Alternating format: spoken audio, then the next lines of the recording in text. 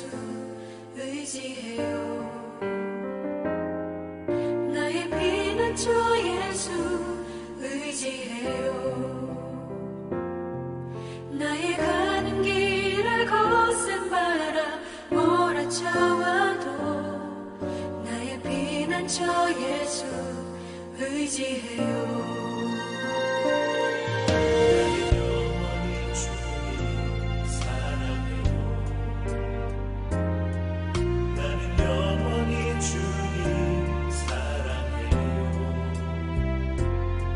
세상 어떤 것도 나의 사랑 끊을 수 없네.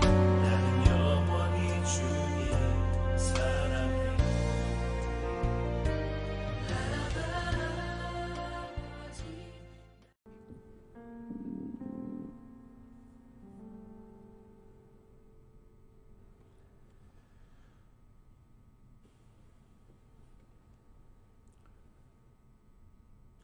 거룩한 주일에 하나님께 예배드리시러 이 예배 자리에 함께 하신 여러분 모두를 우리 주님의 이름으로 환영하고 또 축복합니다. 우리 하나님께 예배드리시기 전에 앞뒤 좌우에 계신 우리 성도님들과 하나님의 은혜와 복 많이 받으시기 바랍니다 하시면서 우리 축복의 인사 나누시겠습니다. 하나님의 은혜와 복 많이 받으시기 바랍니다. 다 같이 하나님께로 우리의 마음을 다 모으시고 임내 찬송 8장 우리 하나님께 다 일어나셔서 찬양 드리도록 하겠습니다.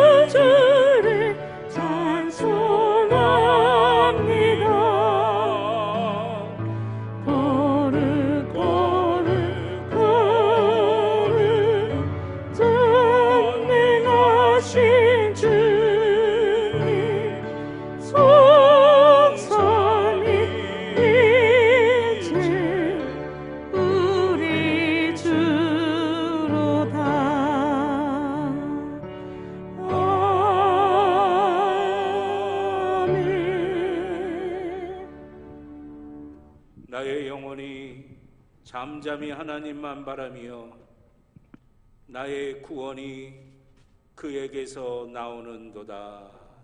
아멘.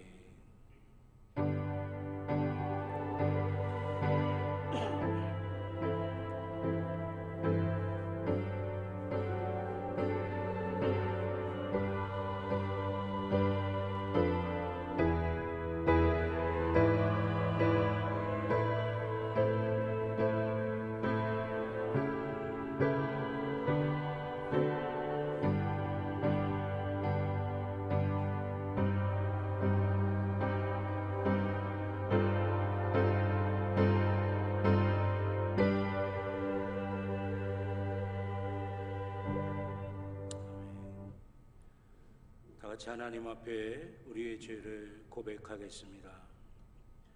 불꽃 같은 눈동자로 우리의 인생을 돌보아 주시는 하나님, 이 시간 저희가 주님의 긍휼하심만을 바라보며 모든 죄를 고백합니다.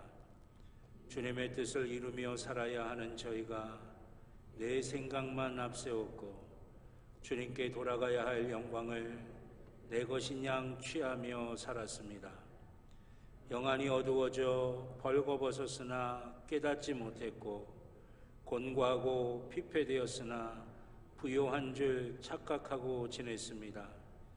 우리의 몸은 성령님께서 내주하시는 성전이건만 이 육신을 죄의 도구로 사용하였습니다. 이기적이고 세속적이며 불신장으로 가득했던 죄를 고백하오니 용서해 주옵소서. 예수 그리스도의 이름으로 기도드립니다.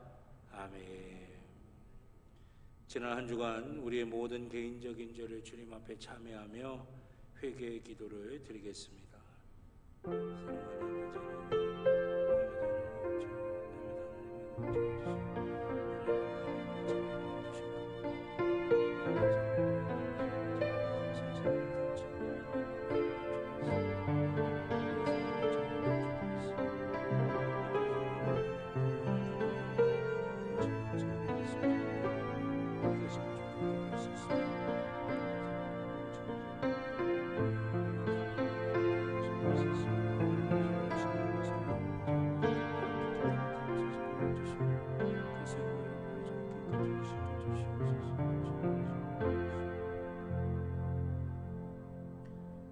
우리를 용서하시는 하나님의 말씀을 들으시기 바랍니다. 예수께서 이르시되 나도 너를 정죄하지 아니하노니 가서 다시는 죄를 범하지 말라 하시니라. 아멘. 교독문 72번 시편 58편의 말씀을 교독하겠습니다. 교독문 72번입니다. 내가 기뻐하는 금식은 흉악의 결박을 풀어주며 멍에의 줄을 끌어주며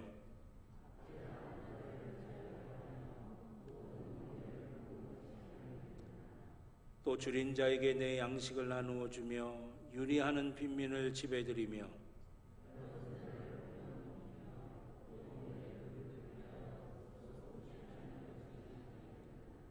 그리하면 내 빛이 새벽같이 비칠 것이며 내 치유가 급속할 것이며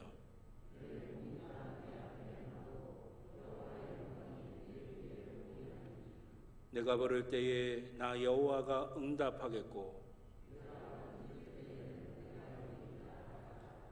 만일 내가 너희 중에서 멍에와 손가락질과 허망한 말을 제하여 버리고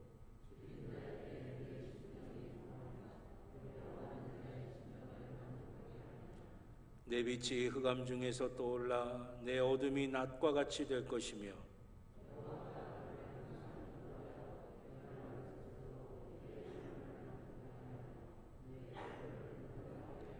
함께합니다. 너는 물된 동산 같겠고 물이 끊어지지 아니하는 샘 같을 것이라. 아멘. 사도신경으로 우리의 신앙을 고백하시겠습니다.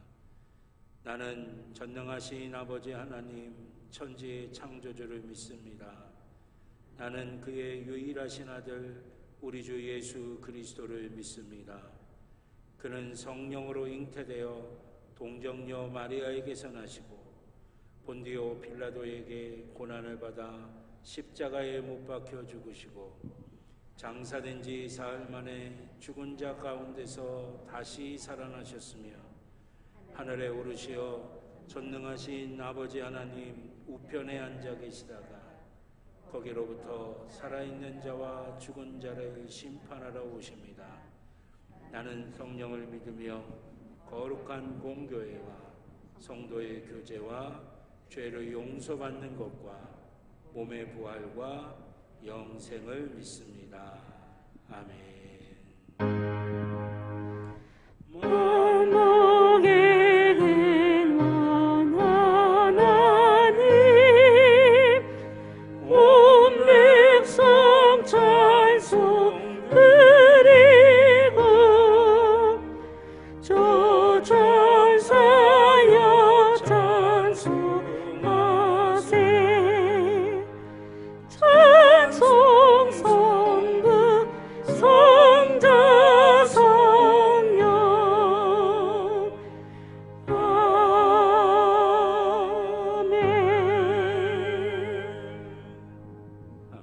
자리에 앉아주시기 바랍니다.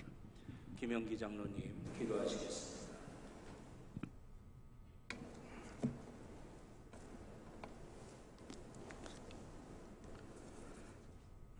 다 함께 기도드리시겠습니다. 은혜가 풍성하신 하나님 아버지, 저희를 사랑하심에 감사를 드립니다. 오늘도 하나님께 영광과 찬양을 드리오니 저희 예배를 받아 주시옵소서. 저의 마음을 다하여 갈급한 심령으로 모였사오니 우리에게 은혜를 베푸셔서 충만한 은혜의 시간 되게 하여 주시옵소서. 8월 첫 번째 주일을 허락하여 주심을 감사를 드리며 여름의 중앙에 서서 무더운 열기와 장마가 계속되고 있지만 주어진 시간 동안 최선을 다해 살아가게 하여 주시옵소서.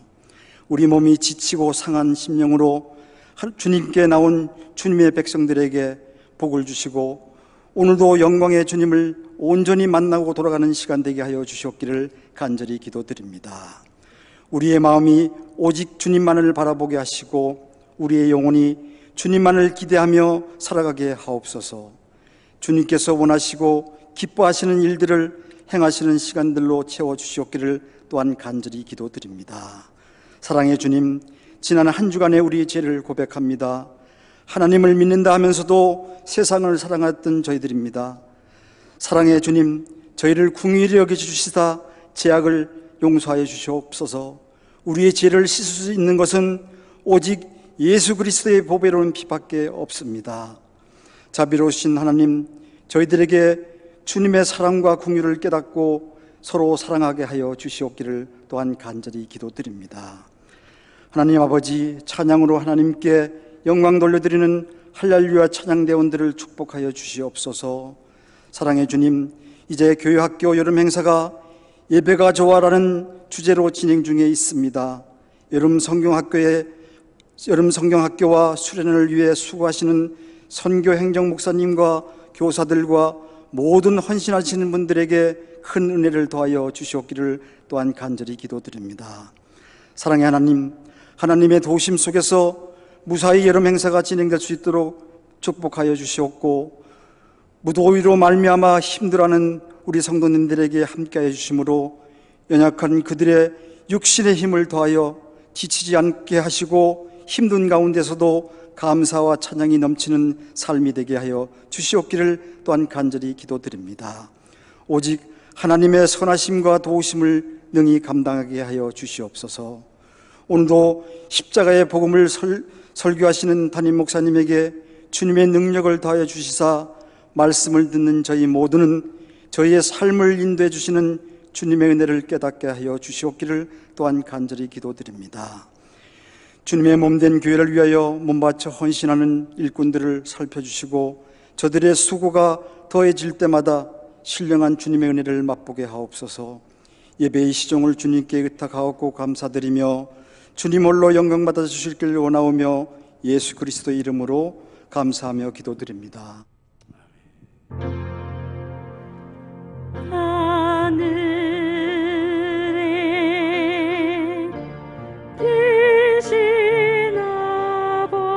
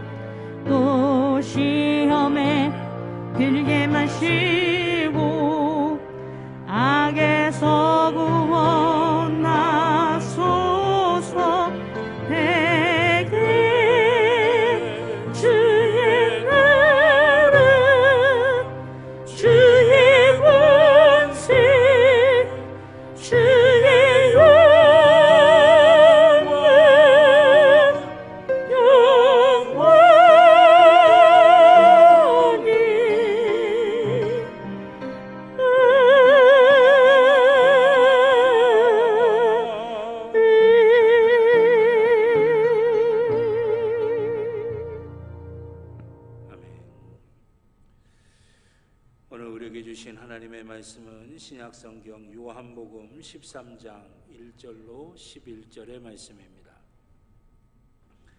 신약성경 169쪽입니다. 요한복음 13장 1절부터 11절까지의 말씀입니다.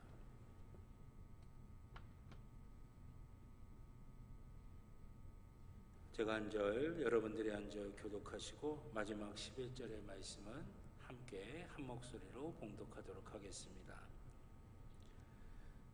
6월 전에 예수께서 자기가 세상을 떠나 아버지께로 돌아가실 때가 이른 줄 아시고 세상에 있는 자기 사람들을 사랑하시되 끝까지 사랑하시니라.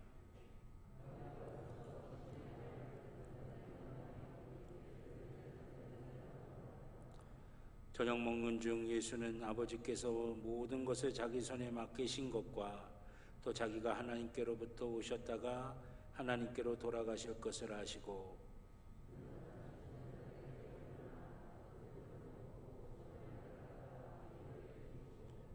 이에 대하여 물을 떠서 제자들의 발을 씻으시고 그 두르신 수건으로 닦기를 시작하여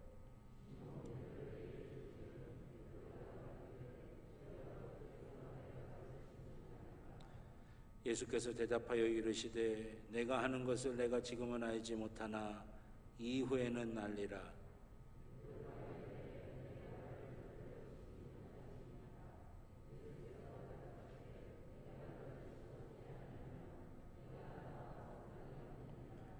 시몬 베드로가 이르되 주여 내 발뿐 아니라 손과 머리도 씻어 주옵소서.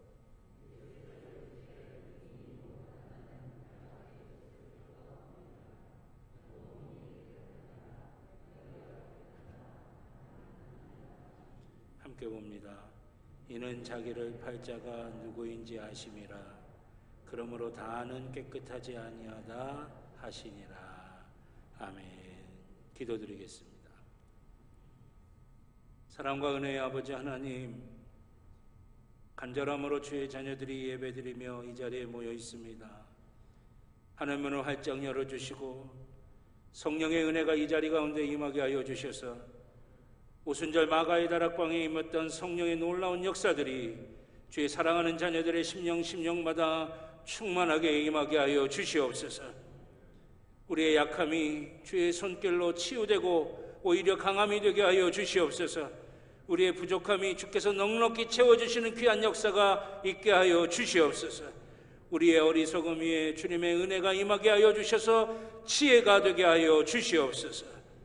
아버지 하나님, 갈급한 심령으로 나왔사오니 한 영혼도 거저왔다 거저가지 아니하게 하여 주시며 하나님 만나게 하여 주시옵소서. 은혜 받게 하여 주시옵소서. 능력 받게 하여 주시옵소서.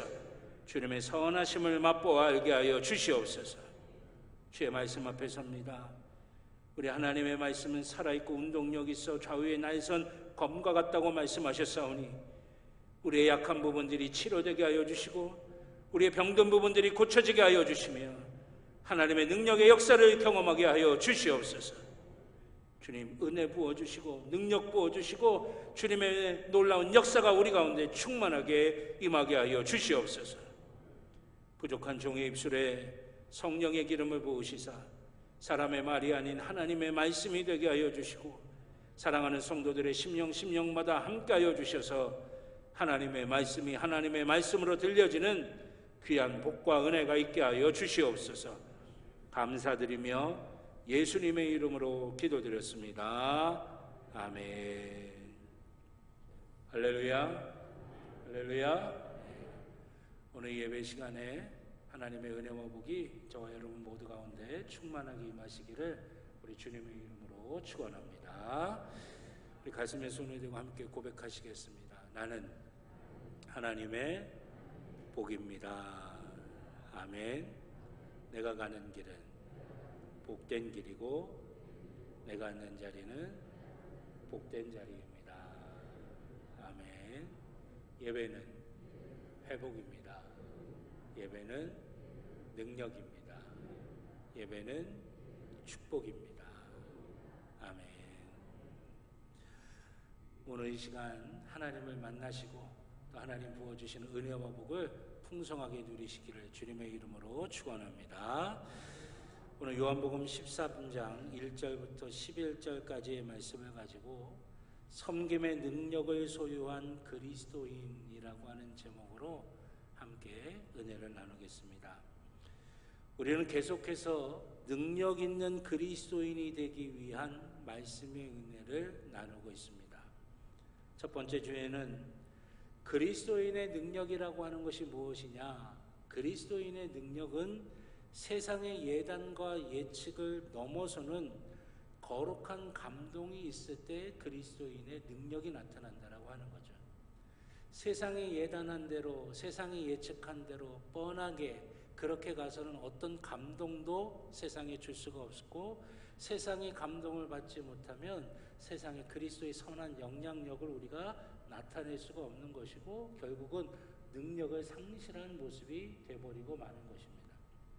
그러기에 세상의 예단과 예측을 넘어서는 거룩한 감동이 바로 그리스도인들이 지녀야 할 능력이다라고 하는 것이에요. 두 번째 주에는 그러면 그 세상의 예단과 예측을 넘어설 수 있는 힘을 우리가 어디서 공급받을 수 있느냐 하는 것이죠. 그것은 바로 나를 온전히 하나님께 드리는 제물로 그렇게 하나님 앞에 온전하게 예배를 드릴 때 그 예배의 시간을 통해 하나님께서 우리가 세상의 예단과 예측을 넘어설 수 있는 힘이 있도록 우리를 만들어 주신다라고 하는 것이었어요. 세 번째 주에는 그렇게 나를 온전히 제물로 하나님 앞에 드리는 예배는 우리의 삶의 목적을 하나님과의 거룩한 관계, 즉 나의 옛자를 벗어버리고 내 안에 예수 그리스도께서 사심으로 말미암아 내가 믿음 안에서 사는 것, 그것이 내 삶의 목적이 되게 만들어 주신다라고 하는 것을 우리가 지난주에 살펴봤습니다.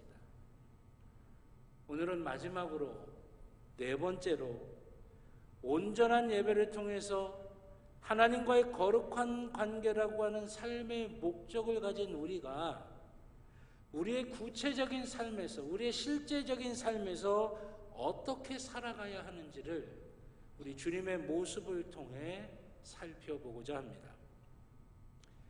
그리스도인의 능력이라고 하는 것은 세상의 예단과 예측을 넘어서는 거룩한 감동이라고 말씀을 드렸습니다. 여러분, 감동은 어느 때 우리 가운데 오게 되는 걸까요? 첫째로 감동은 크고 화려한 것일 때만 우리에게 감동을 주는 것이 아닙니다.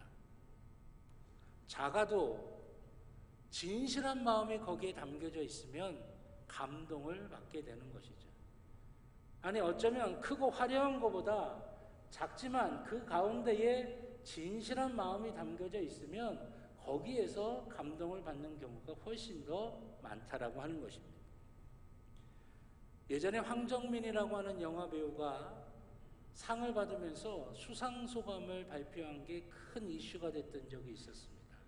많은 사람들이 그 황정민이라고 하는 배우가 수상소감을 이야기하는 거에 감동을 많이 받은 거예요. 그 수상소감의 내용이 이것이었습니다.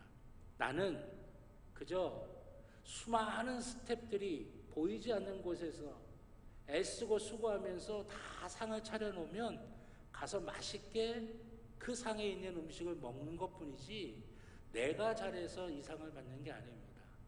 사실 이 상은 그렇게 보이지 않는 곳에서 애쓰고 수고하신 그분들이 받아야 되는 겁니다 라고 그렇게 수상소감을 이야기한 거예요.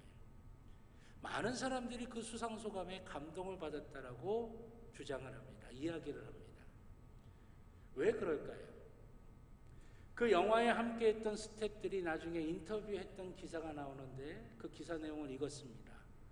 아무도 알아주지도 않고 아무도 봐주지도 않고 드러나지도 않고 뒤에서 드러나지도 않게 땀 흘리며 꾸준히 다 해야 되는데 그걸 놓치지 않고 하나하나 다 봐주고 그 가치를 인정해주고 또 그 공식성상에서 자기를 자랑할 만한데 그것이 아니라 오히려 그 뒤에 숨겨진 사람들을 이야기해주고 그들의 가치를 이야기해준 것이 너무나 고마웠다라고 하는 것이죠.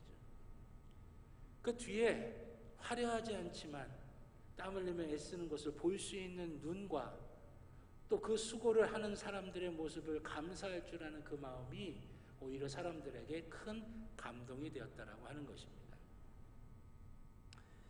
화려하고 눈에 띄는 곳이 아니라 후미진 곳에서 준비하고 땀 흘리고 굳은 일을 하는 것, 그걸 알아줄 때 감동이 있었던 것이에요.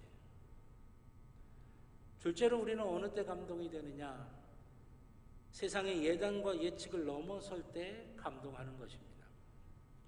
뻔하고 예측 가능한 일에는 감동하지 않습니다. 세상의 예단과 예측을 넘어설 때 감동하는 거예요. 그러면 세상의 예단과 예측이 무엇입니까?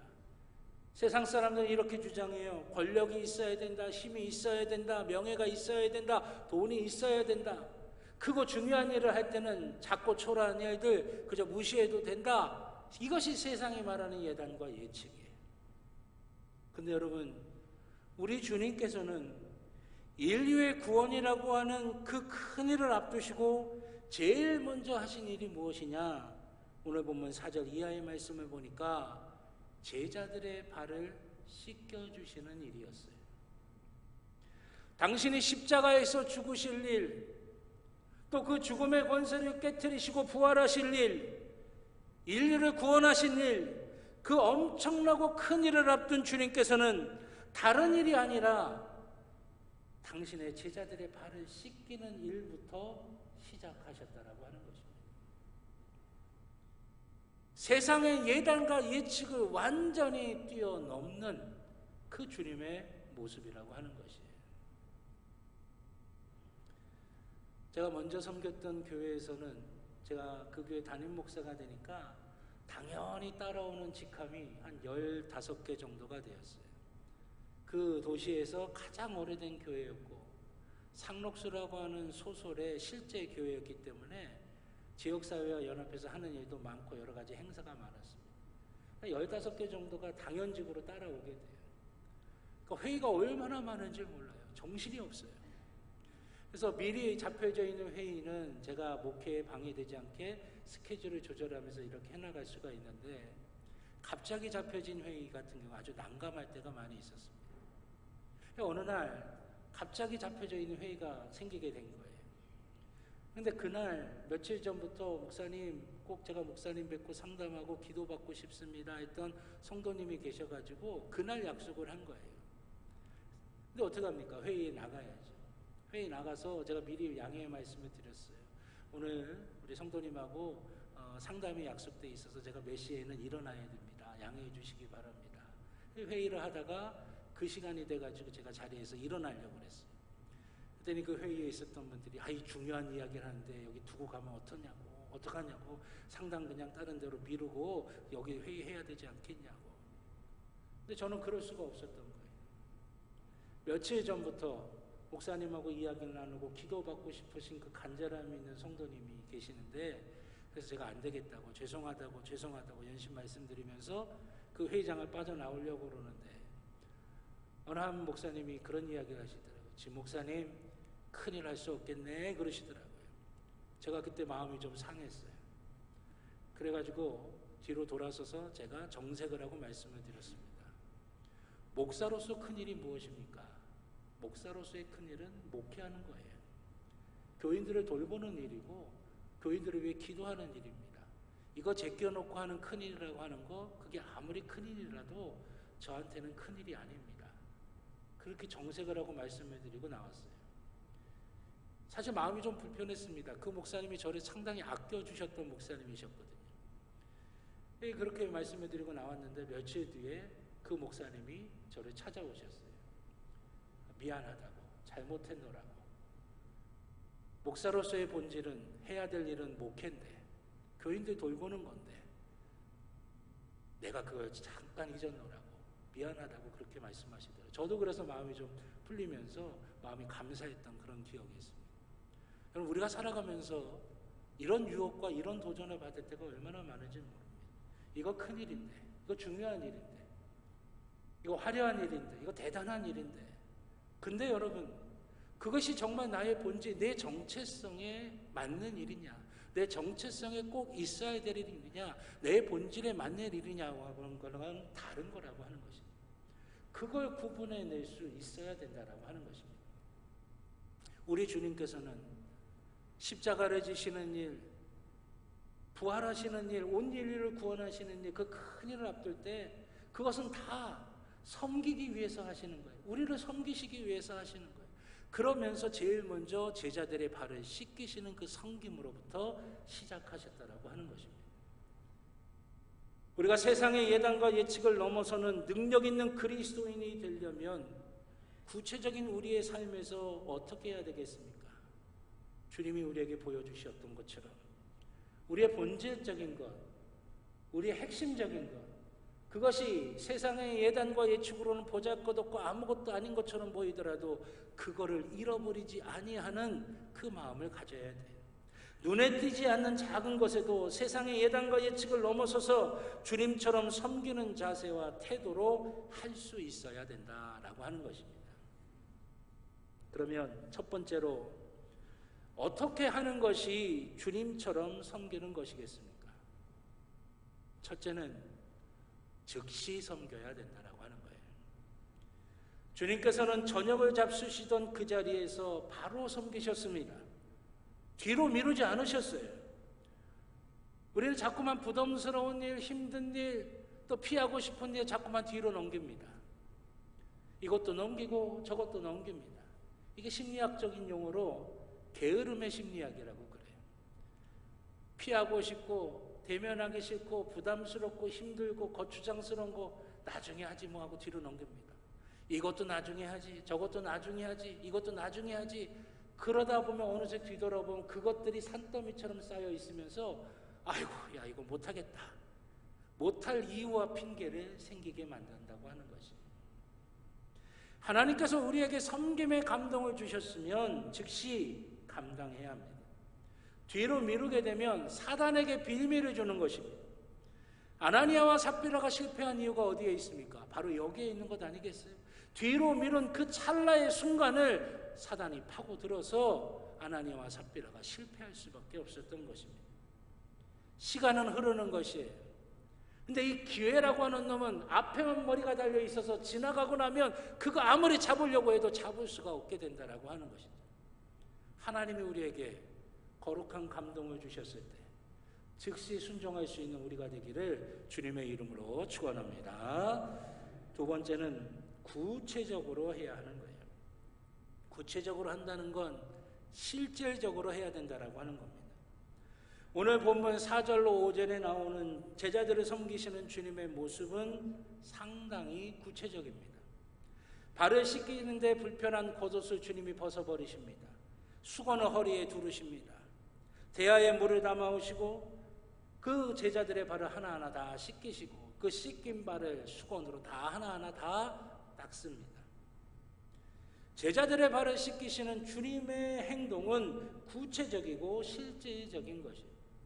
여러분, 우리가 누군가를 섬긴다, 내가 섬김으로 거룩한 감동을 받은 대로 섬긴다, 행한다, 여러분 그게 추상적인 언어의 남발이 돼서는 안 된다고 하는 것이에요. 실질적으로 우리의 삶에서 나타나고 보여져야 된다라고 하는 것이죠. 세 번째는 내가 하는 것입니다.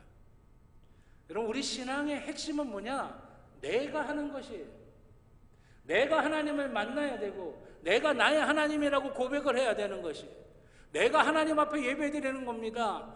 예배는 구경하는 게 아니라고 말씀드렸죠. 내가 하나님 앞에 나를 제물로 잡아서 하나님 앞에 드리는 것, 이게 예배라고 하는 것이에요. 회개도 마찬가지예요. 누가 하라고 해서 하는 게 아니에요. 누구 보고 회개하라고 할 필요도 없어요. 본인이 느껴져야 그게 진짜 회개가 되는 것이죠. 내가 하나님 앞에 내 죄가 느껴지고 나의 연약함이 느껴지고 나의 부족함이 느껴져서 내가 내 죄를 토해내며 회개하는 것, 그걸 하나님이 원하신다라고 하는 거예요. 내가 해야 된다라고 하는 거예요. 섬김도 마찬가지입니다. 내가 해야 하는 거예요. 누가 하네 안 하네 말할 필요도 없어요. 하나님이 내 눈에 보이게 만드셨고 내게 거룩한 감동을 주셨으면 내가 하면 되는 것이에요. 주님께서는 당신이 수건을 두르셨습니다. 당신이 대야에 물을 떠서 당신이 제자들의 발을 무릎 꿇고 앉아 손수 하나하나 다 씻어주셨어요. 그래서 7절에 보면 내가 하는 것을 이라고 주님이 말씀하시는 거예요. 제자들에게 주님이 하시는 것을 직접 보여주셨다라고 하는 것입니다. 두 번째는 그럼 어떤 사람들이 이렇게 주님처럼 섬길 수가 있겠습니까? 자기 의가 깨어진 사람만이 이렇게 주님처럼 섬기는 삶을 살 수가 있는 것입니다. 자기 의가 깨어지지 않으면 어떻게 됩니까? 건강한 자존감을 가지지 못하게 돼요. 건강한 자존감을 가지지 못하게 되면 어떻게 됩니까? 섬기는 것을 굴욕적이라고 생각합니다. 상대방을 높이는 것을 내가 진 것이라고 생각을 해요.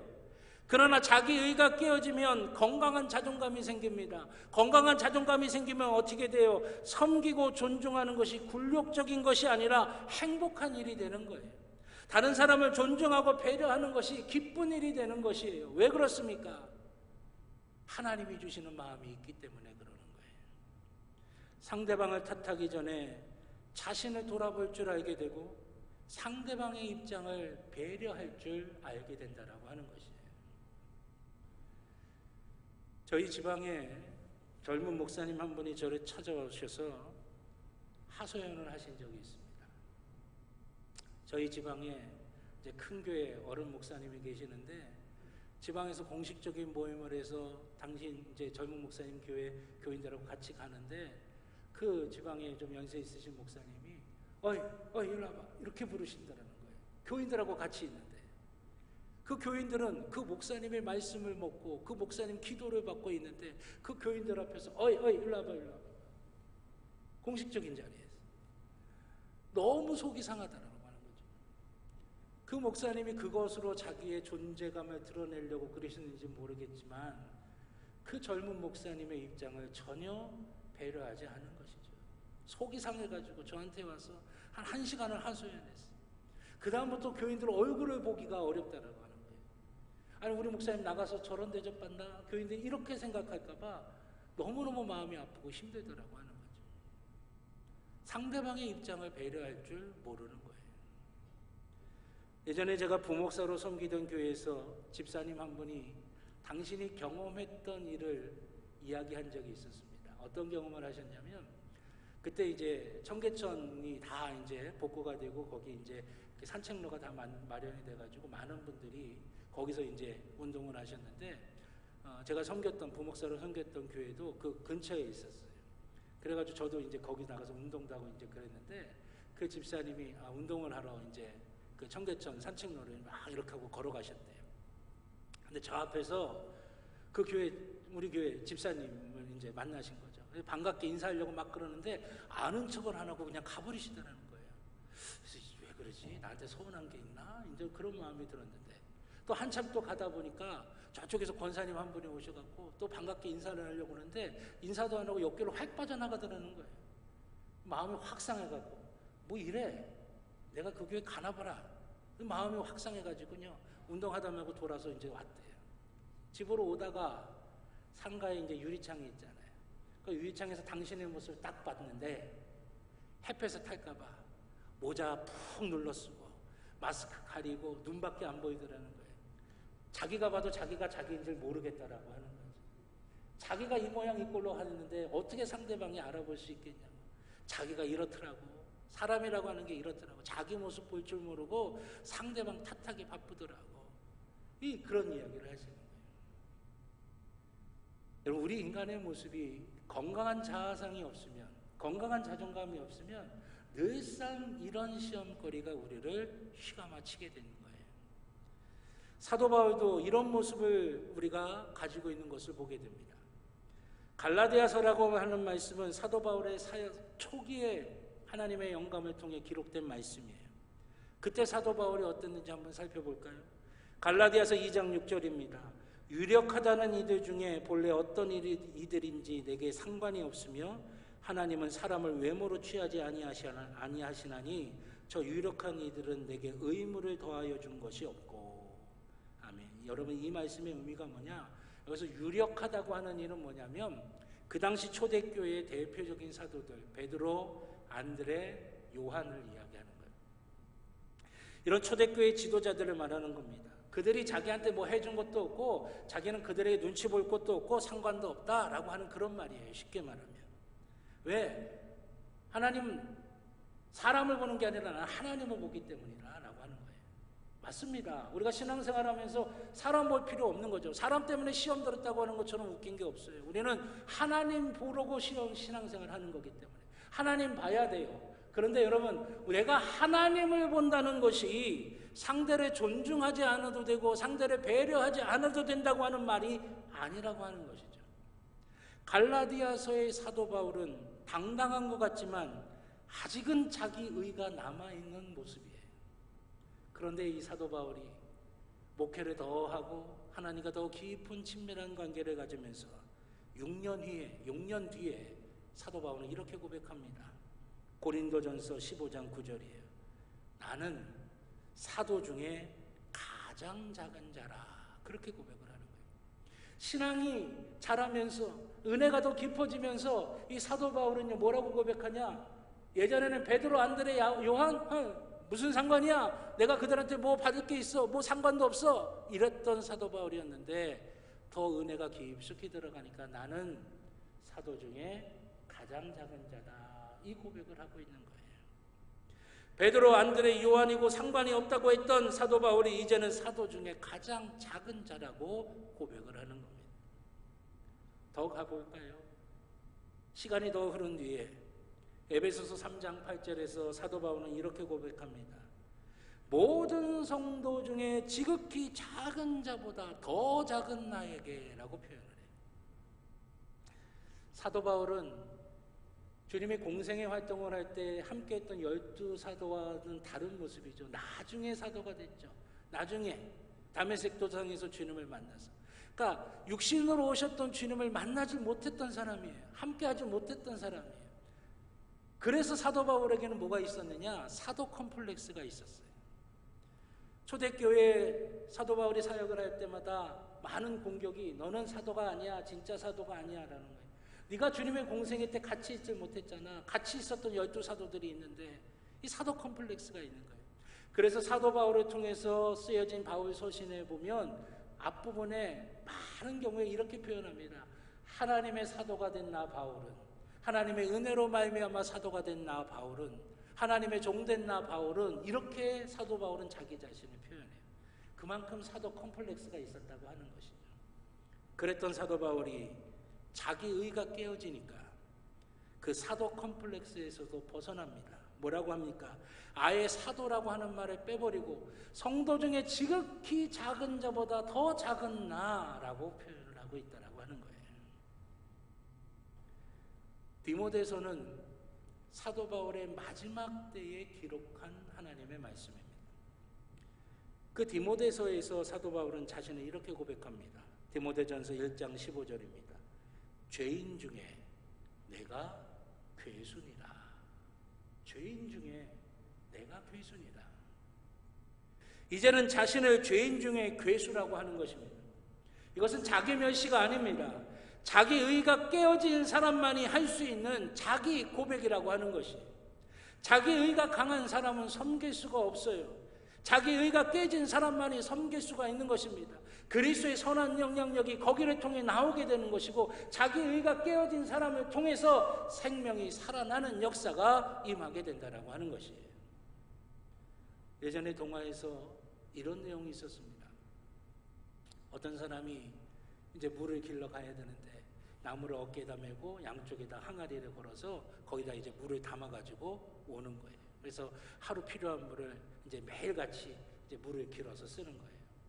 그런데 한쪽에 있는 항아리에 실금이 간 겁니다. 그러니까 물을 길러서 집으로 오는 동안에 한쪽은 그대로 한 항아리 다 있는데 한쪽은 실금이 있으니까 질질질질 세다 보니까 집에 도착하게 되면 반 정도밖에 남질 않은 거예요. 그러니까 그 실금이 간 항아리가 주인한테 이야기합니다. 주인님 죄송해요. 주인님 죄송해요. 제가 실금이 나가지고 하나 가득 담으셨는데 집에 와보면 반밖에 안 남았으니 어떡합니까? 주인님 저를 버리시고 새 거 사세요. 새 거 사세요. 그때 주인이 뭐라고 이야기했냐면 야 우리가 걸어온 길을 뒤돌아봐라. 네가 실금이 가서 반밖에 남진 않았지만 길에 오면서 네가 줄줄줄줄 물을 다 그 길에 뿌리니까 거기에 씨가 심겨지고 꽃이 자라고 꽃이 꽃을 피면서 아름다운 길이 되지 않았니? 물이 반밖에 없어도 돼. 거기에 아름다운 생명들이 지금 자라고 있으니까 괜찮아 라고 그렇게 이야기하는 동화의 내용이 있었어요. 여러분, 공동체가 깨어지거나 주변의 사람들에게 상처와 아픔을 주는 경우가 자신의 부족함과 오류, 또 자신에게도 연약한 부분이 있다는 것을 인정하지 않는 자기의가 깨어지지 않은 사람들 때문에 그런 경우가 많이 있습니다. 그것 때문에 자신의 공동체가 파괴되어도, 그것 때문에 자신이 사랑하는 사람들이 상처받고 아파해도 그거 모르는 거예요. 자기의가 깨어지지 못하니까. 그러면 어떻게 자기의가 깨트릴 수 있습니까? 하나님이 마련하신 광야를 지나와야 되는 것입니다. 광야는 때로는 고통의 장소입니다. 낮아지는 장소이기도 합니다. 때로는 상실의 공간이기도 합니다. 때로는 그동안 잘 외면하고 잘 모른 척했던 내 죄가, 내 연약함이, 내 더러운 모습이, 추한 모습이, 내 상처와 아픔이 대면되어지는 시간이기도 하는 거예요. 그런데 놀라운 것은요, 그 광야는 동시에 어떤 곳이냐? 하나님께서 우리를 만져주셔서 우리를 온전하게 하고 우리를 복되게 세우시는 장소이기도 하다라고 하는 것이에요. 미디안 광야, 모세에게는 아픔의 장소입니다. 왕자로서 애굽에서 있었던 그 모든 거 다 버리고 들에서 양을 치는, 자기 양도 아니고 남의 양을 치는 그 신세예요. 아픔의 자리입니다. 상실의 자리입니다. 그런데 하나님께서는 그 광야에서 모세를 만지셔서 이스라엘의 지도자로 세우신 것이에요. 야곱, 정처 없이 집을 떠나야 됩니다. 두려움이에요. 길바닥에서 돌을 베고 자야 됩니다. 한심스러운 자신의 모습. 라반에게 배신당하고 라반에게 이용당합니다. 억울하고 답답한 상황. 집으로 돌아옵니다. 에서가 죽이려고 달려나옵니다. 두려움의 순간. 그 광야를 지나가는 야곱이었지만 하나님께서는 기가 막히게 또 그 순간에 야곱을 만지셔서 그의 삐뚤어졌던 믿음이 온전할 수 있도록 하나님이 만들어 주셨다라고 하는 것이에요. 사도 바울, 눈이 보이지 않아서 남의 손 의지해서 살아가야 될 시간, 아라비아 광야에 나가서 3년이라고 하는 시간을 보내야 됩니다. 그런데 그 기간 동안에 하나님과의 깊은 교제를 통해 하나님을 믿는 게 무엇인지를 바르게 세워서 이방인의 사도로서 전 세계에 복음을 전하고 교회를 세우는 일을 감당할 수가 있게 됐다라고 하는 것이에요. 그 광야의 시간을 어떻게 보냈느냐에 따라 우리가 더 깊이 하나님을 누리느냐 그렇지 못하느냐, 내 삶이 더욱더 깊어지느냐, 힘이 있어지느냐, 능력이 있어지느냐 그렇지 않느냐가 결정되어진다라고 하는 것입니다. 그러게 여러분, 어렵고 힘든 시간을 지금 보내고 있습니까? 낭망하고 실망하고 좌절하는 것이 아니라 하나님이 지금 나를 만지시는 시간이구나, 하나님이 나를 온전하게 하시는 시간이구나, 하나님이 나를 바르게 세우시는 시간이구나, 그 믿음으로 믿음의 반응을 잃지 않아서 그 광야를 지나가고 난 이후에 더 삶의 모습들이 깊어지고 힘이 있어지고 향기가 넘칠 수 있게 해주시고 또 하나님과의 깊은 관계를 누릴 수 있는 복된 모습이 되시기를 주님의 이름으로 축원합니다. 마지막 세 번째로는 이렇게 하나님을 섬기는 삶을 살게 될 때 어떤 결과가 나타나느냐 하는 것이에요. 첫째는 하나님 나라의 비밀을 알게 된다라고 하는 것입니다. 오늘 본문 7절의 말씀을 볼까요? 오늘 본문 7절에 보니까 뭐라고 말씀하십니까? 예수께서 대답하여 이르시되 내가 하는 것을 내가 지금은 알지 못하나 이후에는 알리라. 그렇게 말씀하고 있습니다. 주님이 제자들의 발을 닦아주시는 게 뭔 의미인지, 그것이 어떤 상관이 있는 건지, 무슨 의미로 주님이 이렇게 하시는지 네가 모르지만 나중에는 알게 될 거야. 그렇게 말씀하시는 거예요.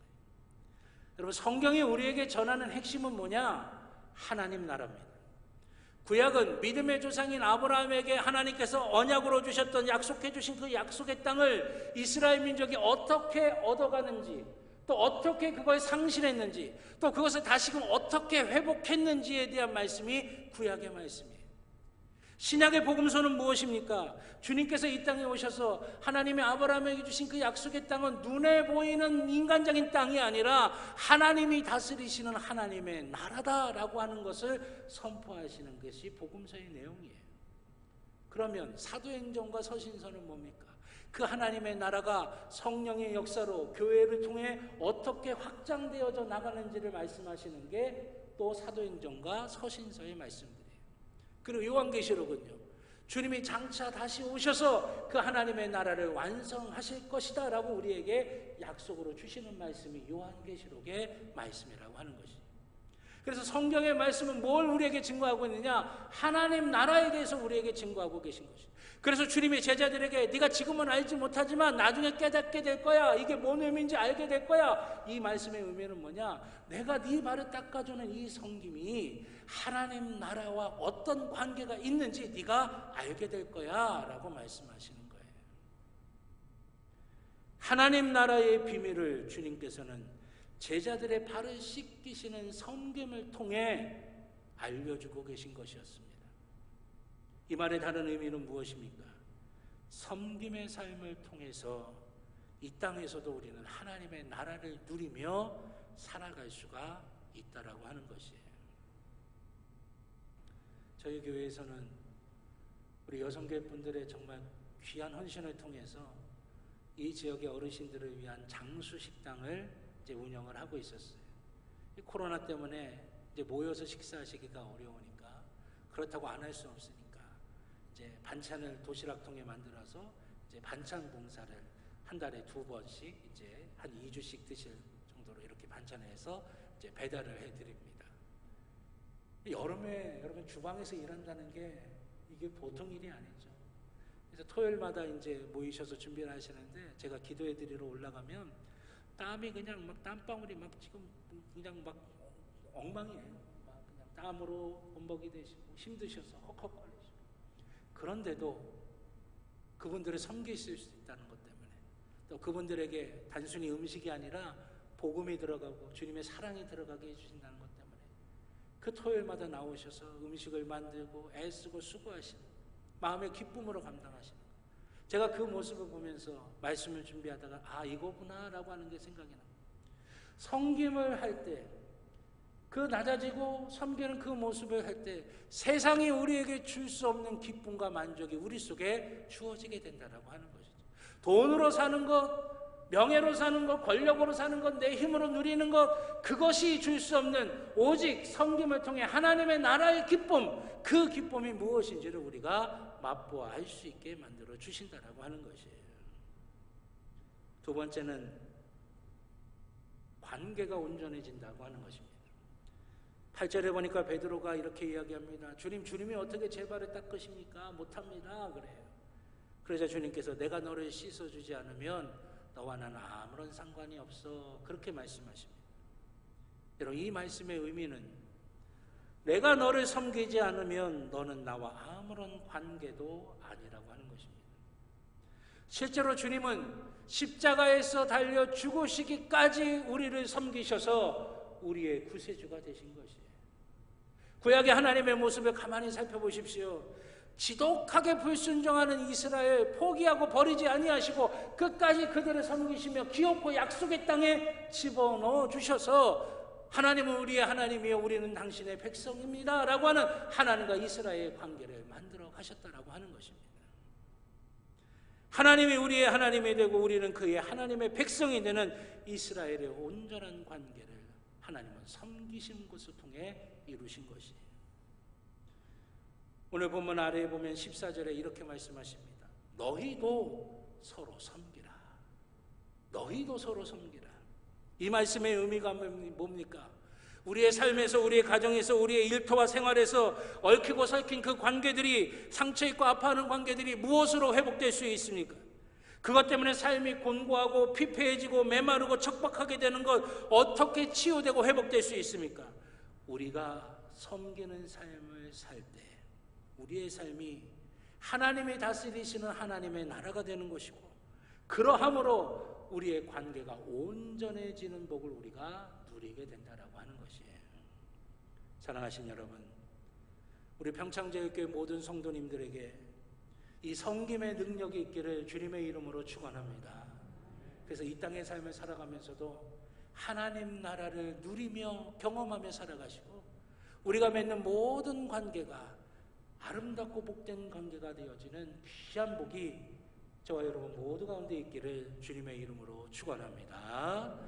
우리는 그동안 능력 있는 그리스도인이 되려면 어떻게 돼야 될까? 돈이 많고 권력이 있고 명예가 있고 인기가 있을 때 능력이 있느냐? 그게 아니에요. 세상의 예단과 예측을 넘어설 수 있는 것, 그 거룩한 감동이 있을 때 우리는 능력 있는 그리스도인이 되는 것입니다. 그 힘은 나를 온전히 제물로 하나님 앞에 바치는 온전한 예배를 드릴 때 우리 가운데 임하게 되는 것이에요. 그 힘이 우리 가운데 임하면 우리의 삶의 목적이 달라지게 되는 겁니다. 하나님과의 온전한 관계를 맺는 것, 즉 나의 옛자를 벗어버리고 내 안에 예수 그리스도께서 사시면서 내가 믿음 안에 사는 것, 그것이 내 삶의 목적이 되는 것이에요. 그것이 내 삶의 목적이 된다고 한다면 우리는 섬기는 삶을 통해서 우리가 살아가는 삶이 이 땅에 살지만 하나님의 나라를 누리며 모든 관계가 아름답고 복되어지는 그런 역사를 누리게 된다라고 하는 것이, 사랑하신 여러분, 이 능력이 저와 여러분 모두 가운데 있기를 주님의 이름으로 축원합니다. 그래서 하나님이 인정하시는 능력 있는 그리스도인으로서의 삶을 살아가는 저와 여러분 모두가 되시기를 주님의 이름으로 축원합니다. 기도하겠습니다. 좋으신 아버지 하나님, 능력 있는 그리스도인으로 살아가기를 원하시는 줄로 믿습니다. 아버지 하나님, 우리가 세상에 나가서 비실비실 이리저리 끌려가는 인생이 아니라 능력 있는 그리스도인으로서의 삶을 살아가도록 인도하여 주시옵소서. 주님이 붙들어 주시고 인도하여 주시고 역사하여 주시고 함께하여 주실 줄로 믿습니다. 주님의 은혜가 충만하게 임하게 하여 주시옵소서. 감사드리며 예수님의 이름으로 기도드렸습니다. 아멘. 제가 큰 실수를 했군요. 성가대 찬양대의 찬양을 빼먹고 말씀으로 그냥 직접 들어갔어요.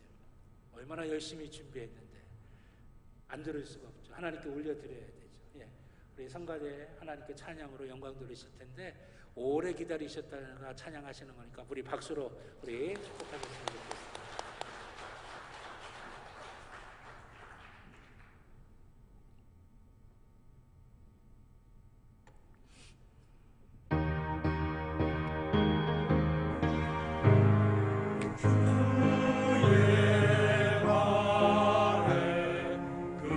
좋겠습니다.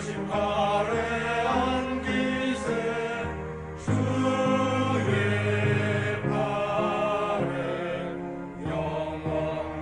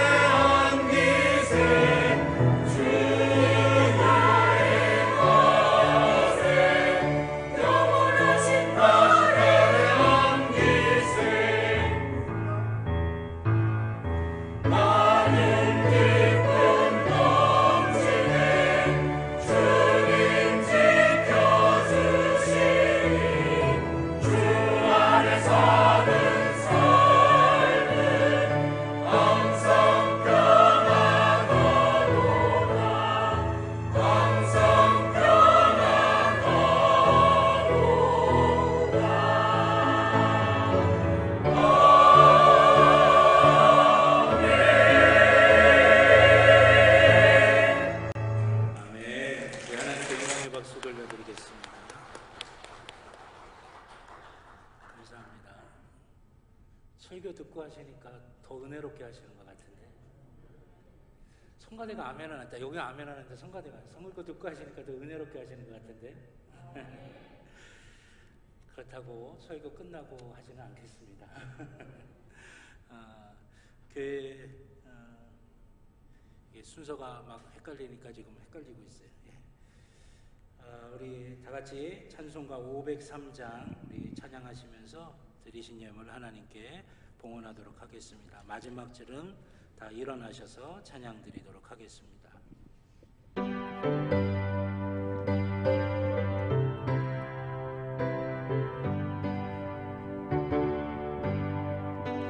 세상 모두 사랑 없어 냉랭함을 아느냐 곳곳마다 사랑 없어 단식 소리 우니세 앞에서 깨 만들고 모든 소망이 이루는 사랑 얻기 위하여 저대로를 참았네.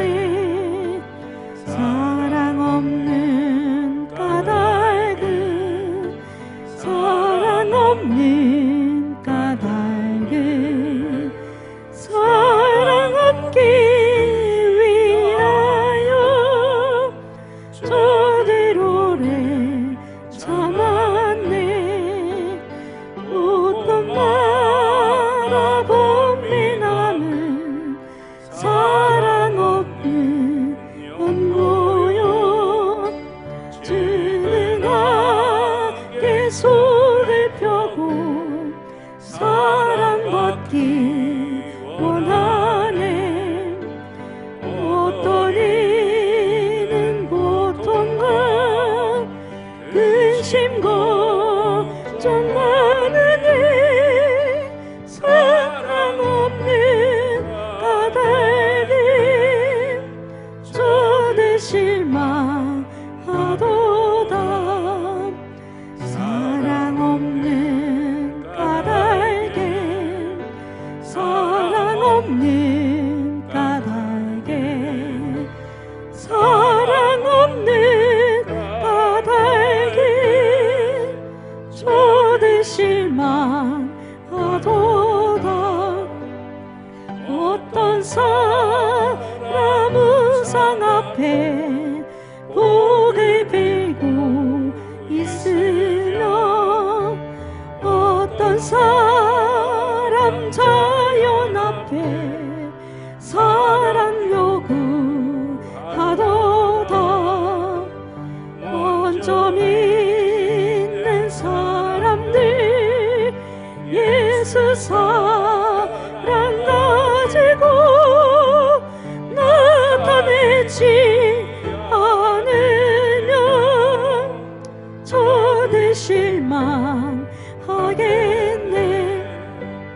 예수 사랑 가지고 예수 사랑 가지고 나타내지 않으면 저들 실망하겠네.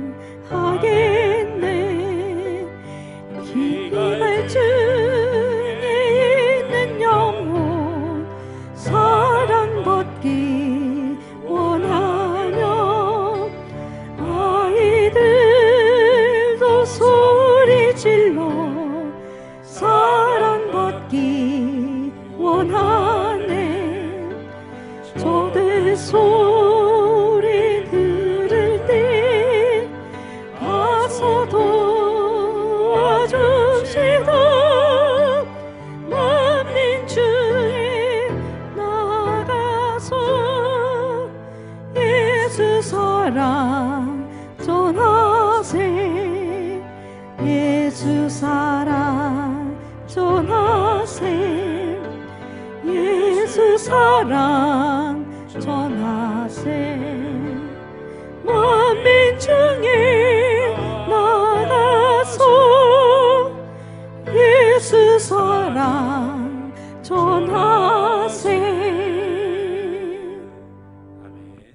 자리에 앉아주시기 바랍니다. 들으신 예물을 위해 기도드리겠습니다. 감사합니다. 하나님, 주님께 예배드릴 때에 우리의 심령에 거룩한 감동을 주셔서 나의 나된 것이 다 하나님의 은혜고 지금껏 살 수 있었던 것도 하나님의 은혜고 내게 있는 모든 것들이 다 주님으로부터 왔음을 믿음으로 고백하며 정성을 다해 주님께 드릴 예물을 준비할 수 있게 해주셨습니다. 주님, 이 시간 주님께 예물을 드리오니 주님이 흠양하시는 거룩한 산점을 되게 하여 주셔서 이 예물에 담긴 기도의 제목과 마음의 소원들이 주님의 은혜와 능력 가운데 넉넉히 이루어지는 귀한 복이 있게 하여 주시옵소서. 드린 손길들마다 하늘의 복을 누리게 하여 주시고 기도하는 모든 제목들 아름답고 복되게 응답받게 하여 주시옵소서. 예물이 쓰여지는 것을 기억하여 주셔서 하나님의 영광 드러내는 데에, 하나님의 뜻을 이루는 데에, 하나님 나라 세워가는 데에 귀하게 쓰임받게 하여 주시옵소서.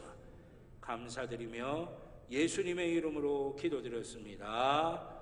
아멘. 감사합니다. 교회 소식 몇 가지 말씀드리겠습니다. 주보 교회 소식란에 참조해 주시기를 바라겠습니다. 예배당에서는 개인 방역과 교회에서 진행하는 방역 지침에 철저히 따라 주시길 바라겠고요. 코로나 관련 예배 안내 주보에 나와 있습니다. 확인해 주시기를 바라겠습니다. 오늘 오후 예배 사회는 조옥분 권사님, 기도는 조미연 집사님이십니다. 다음 주 오후 예배 사회와 기도는 안미란 권사님이십니다. 교회학교, 여름 성경학교, 또 여름 수련회가 우리 아동부, 중고등부는 이제 다 은혜 가운데 마쳤습니다. 이제 유치부가 오늘과 또 8월 27일에 있겠습니다. 또 청년부는 8월 14일서부터 16일까지 있겠습니다. 은혜로운 시간, 또 성령께서 역사하시는 시간, 또 안전하고 건강하게 잘 마치는 수련회 성경학교 되도록 많이 기도해 주시길 바라겠고요. 또 찬양단에서 단원 모집합니다. 문의하시고 또 신청해 주시길 바라겠습니다. 웨슬리 전도대 8월 10날 수요일 오전 9시 50분에 사무실에서 모여서 기도하고 출발합니다. 교회 LED 영상 교체 작업을 위해서 기도해 주시기를 부탁드리겠습니다. 또 우리 평창읍 어르신을 위한 장수식당, 코로나로 인해서 지금은 반찬 배달하는 걸로 운영을 하고 있습니다. 어제 반찬 만들어서 다 배달을 해드렸고요. 또 8월 20날 반찬 만들어서 배달을 해드릴 예정입니다. 단순히 음식만 가는 게 아니라 복음도 들어가고 우리 주님의 사랑도 들어가서 하나님 앞에 나와서 함께 구원받고 은혜로 예배드릴 수 있는 그런 모습 되게 해달라고 여러분들 많이 기도해 주시기 바라겠고요. 지난 세일에 특별 새벽 기도에 우리 개근하시고 정근하신 분들 우리 기념품을 드리도록 하겠습니다. 우리 9시 예배 때는 김명덕 장로님께서 받으셨고요. 2부 오늘 지금 11시 예배 때는 우리 하밀성 장로님께서 대표로 받으시겠습니다. 이게 받으신 분들은 이게 이렇게 나눠서 이렇게 포장이 되어 있을 거예요. 그러면 요거를 이렇게 붙이면 이렇게 하나로 됩니다. 장로님 힘드시면 제가 내려.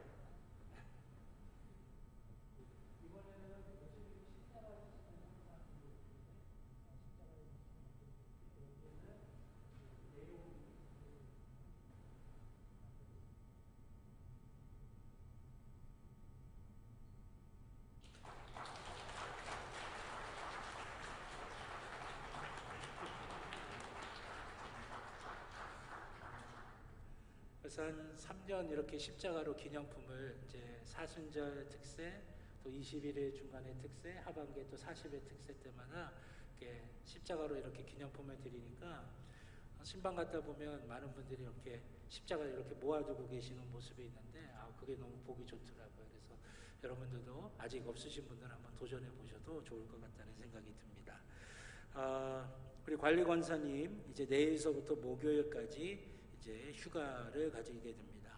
원래 이제 목회자하고 교역자들이 월요일서부터 금요일까지 휴가였는데 금요일까지 휴가다 보니까 금요 성령 집회랑 주일 준비하는 게 좀 차질이 있어요. 그래서 하루를 좀 줄였습니다. 그래서 월요일서부터 목요일까지 금년서부터는 그렇게 휴가를 가지도록 하겠습니다. 또 우리 이성배 집사님, 또 한혜영 성도님 우리 아드님인데, 우리 이종인 학생 대통령기 전국 레슬링 대회에서 금메달을 땄습니다. 보니까 대통령기라면 우리나라에서 최고일 거고, 전국이라면 전 선수가 다 나오는 건데 거기서 금메달 땄으니까 최고인 것 같아요. 그래서 너무나 우리 좀 축하하고 싶은 마음이 들고, 또 교회에서도 우리가 장학금을 준비를 했습니다. 그래서 오늘 전해주는 그런 시간을 갖겠어요. 우리 종인이 앞으로 잠깐 나올까요?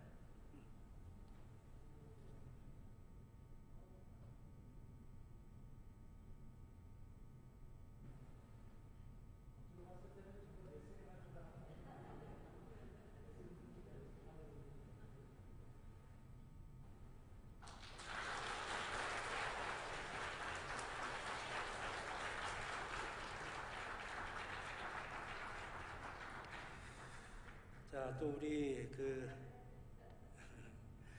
김명덕 장로님, 우리 큰아드님이죠. 우리 김성진 청년, 방학이라 그동안 잠깐 들어왔는데 이제 또 미국 대학에 지금 유학 중에 있습니다. 그래서 다시 이제 들어가서 또 학업을 해야 돼요. 잠깐 나와서 이제 인사드리고, 건강하게 잘 다녀오라고 박수로 격려해 주셨으면 좋겠습니다. 우리 또 오늘 새 가족으로 등록하신 분이 계십니다. 우리 김홍규 성도님, 김정원 권사님께서 인도하셨는데 어디 계시죠? 잠깐 일어서실 수 있나요? 예, 저 뒤에 계십니다. 예, 우리 오늘 저희 교회 등록하셨는데 우리 환영하는, 또 축복하는 의미로 박수로 우리 축복하시겠습니다. 예, 감사합니다. 예, 자리에 앉으시죠. 예, 감사합니다. 우리 잠깐 기도하도록 하겠습니다. 아버지 하나님 감사합니다. 오늘 천하보다 귀한 우리 김홍규 성도님 저희 교회에 보내주셨습니다. 아버지 하나님 예비하신 발걸음으로 보내주신 줄로 믿습니다. 그 발걸음 축복하여 주셔서 아버지 하나님 우리 교회에서 믿음의 뿌리 굳건하게 내리셔서 제단에서 흘러나오는 생명의 생수로 그 영혼과 또 그 가정과 그 모든 것들이 다 풍성한 열매를 맺게 하여 주시고 주님 오실 때까지 그 믿음의 발걸음 계속해서 이어지도록 인도하여 주시옵소서. 또한 우리 성진 청년 이제 학업을 위해서 다시 미국으로 갑니다. 가는 걸음걸음 지켜주시고 미국에서 공부할 때도 지혜 주시고 능력 주시고 성령이 함께하여 주셔서 우리 주님의 선하신 역사가 나타나게 하여 주시고 하나님이 주신 비전을 넉넉히 이루도록 인도하여 주시옵소서. 또 종인 학생 기억하여 주셔서 운동하는 가운데 있사오니 부상 없도록 인도하여 주시고 대회 때마다 좋은 성적 있게 하여 주시고 하나님의 영광 드러내고 또 우리나라에 또 귀한 메달도 많이 할 수 있는 귀한 일들이 일어나게 하여 주시옵소서. 그 앞길에 하나님의 복이 가득하도록 역사하여 주실 줄로 믿고 감사드리며 예수님의 이름으로 기도드렸습니다. 아멘. 감사합니다. 또 이번 주 제단 미화는 우리 김계혁 권사님 가정에서 생일 감사로 헌물하셨습니다. 우리 생일 맞으신 권사님 또 축복해 주시고 또 귀한 가정 위해서도 기도해 주시길 바라겠습니다. 우리 옆에 있는 분들하고 한 번 더 인사하실까요? 한 주간도 승리하시길 바랍니다 하시면서요. 한 주간도 승리하시길 바랍니다. 우리 다 같이 자리에서 일어나셔서 파송의 찬송 주님 말씀하시면 찬양 드리도록 하겠습니다.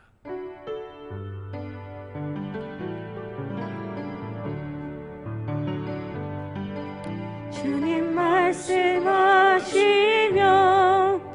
내가 나가리라. 주님 뜻이 아니면 내가 멈춰서리다. 나의 가고 서는 것 주님 뜻에 있으니 오 주님 나를 이끄소서. 뜻하신 그곳에 나의 길 원합니다. 이끄시는 대로 순종하며 살리니 연약한 내 영혼 통하여 일하소서. 주님 나라와 그 뜻을 위하여 오 주님 나를 이끄소서.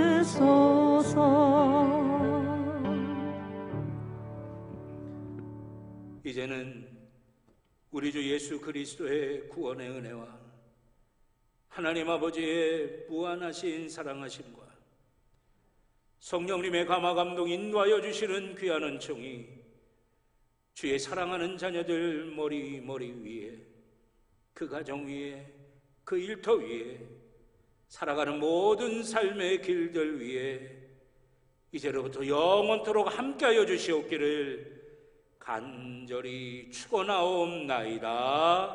아멘.